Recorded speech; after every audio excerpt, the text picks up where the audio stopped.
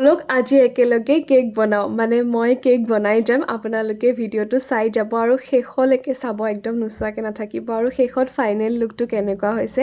comment কৰি মোক জনাব বাৰু আপোনালোকে আজিকালি মোক ফেচবুকতে হওক বা ইনষ্টাতে হওক বহুত মৰম দিছে তাৰ বাবে বহুত বহুত ধন্যবাদ আপোনালোকৰ মৰম আৰু আশীৰ্বাদ পায়ে মই আগতকৈ বহুত ধুনীয়াকৈ কেক বনাব পৰা হৈছোঁ মানে বেলেগ বেলেগ ডিজাইনো পৰা হৈছোঁ আৰু মই নিজেই গম পাইছোঁ যে মই ভাল কেক বনোৱা হৈছোঁ আৰু ৰিভিউটো মানে একদম আল্টিমেট পাইছোঁ ৰিভিউখিনি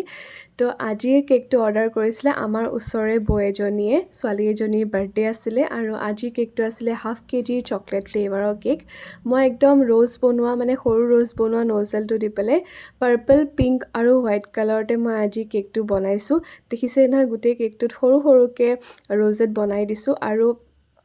কেকটোত মই চিলভাৰ স্প্ৰে কৰিছোঁ যাতে কেকটো বিৰাট ধুনীয়াকৈ শ্বাইনিং আহি থাকে আৰু আগতে মোৰ কেক বনোৱাটো মোৰ পেশ্যন আছিলে কিন্তু আজিকালি মোৰ প্ৰফেশ্যন হৈ গৈছেগৈ আৰু এইটো আজিৰ কেকটোৰ ফাইনেল লুক বাটাৰফ্লাই কেইটামান দি দিছোঁ কাৰণ সৰু ছোৱালীয়ে বহুত বেছি ভাল পায় বাটাৰফ্লাই তো কেকটো কেনেকুৱা লাগিছে কমেণ্ট কৰিব আৰু কেকবোৰ অৰ্ডাৰ কৰি থাকিব দেই